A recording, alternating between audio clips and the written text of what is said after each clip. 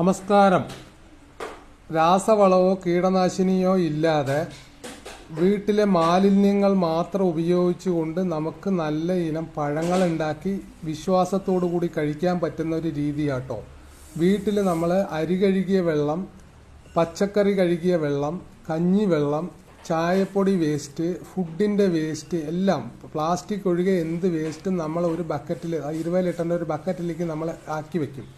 അത് പിറ്റേ ദിവസത്തേക്ക് പുളിക്കുമ്പോൾ നമ്മൾ എന്ത് ചെയ്യും ചോദിച്ചാൽ വാഴയ്ക്ക് ചുറ്റും ഒരു തടമെടുത്ത് അതിലേക്ക് ഇത് അപ്ലൈ ചെയ്യും.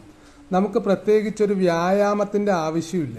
വീട്ടിലുള്ള സകല പറമ്പിലുള്ള കളകൾ, അതായത് വീട്ടിൽ മാലിന്യമുക്തമാകും ചെയ്യും. പറമ്പിലെല്ലാം വൃത്തിയായി കളകളൊക്കെ റെഡിയാക്കി നമ്മൾ അതിനെ ഇട്ട് മൂടി അതിൽ നമുക്ക് വേണമെന്നുണ്ടെങ്കിൽ പച്ചമുളക് ചെടിയോ അല്ലെങ്കിൽ വഴുതിരിങ്ങ ചെടിയോ അതിൻ്റെ കൂടെ വെക്കാം. രണ്ടും കൂടെ വെക്കുമ്പോൾ ഒന്നിന് മാത്രം മെയിൻറ്റെയിൻ ചെയ്താൽ മതി. ഈ വളം ഇട്ട് കൊടുക്കുന്നത് കൊണ്ട് ഒരു ഗുണം എന്താ ചോദിച്ചാൽ നമുക്ക് പിന്നീട് അതിന് നന മാത്രം കൊടുത്താൽ മതി. വളം നമ്മൾ അതിൽ നിക്ഷേപിച്ച് വെച്ചിട്ടുണ്ട്. ഇങ്ങനെ നമ്മൾ വീട്ടിൽ നിത്യേന ഉണ്ടാകുന്ന വേസ്റ്റുകളിനെ കൊണ്ട് നമ്മൾ ഇതുപോലെ തടമെടുത്ത് വൃത്തിയായിട്ട് അതിലിട്ട് മൂടി നമ്മൾ ഭദ്രമാക്കി വെക്കുമ്പോൾ വീടും പരിസരവും വൃത്തിയായിരിക്കുകയും ചെയ്യും. ചെടികൾക്ക് ആവശ്യമുള്ള ധാരാളം നല്ല വളം ഉണ്ടാവുകയും ചെയ്യും. നമുക്ക് ഇതുപോലെ നല്ല ഫലങ്ങൾ കിട്ടുകയും ചെയ്യും. നമുക്ക് എല്ലാം കൊണ്ടും ഒരു വ്യായാമമായി എല്ലാം കൊണ്ടും വൃത്തിയാവും.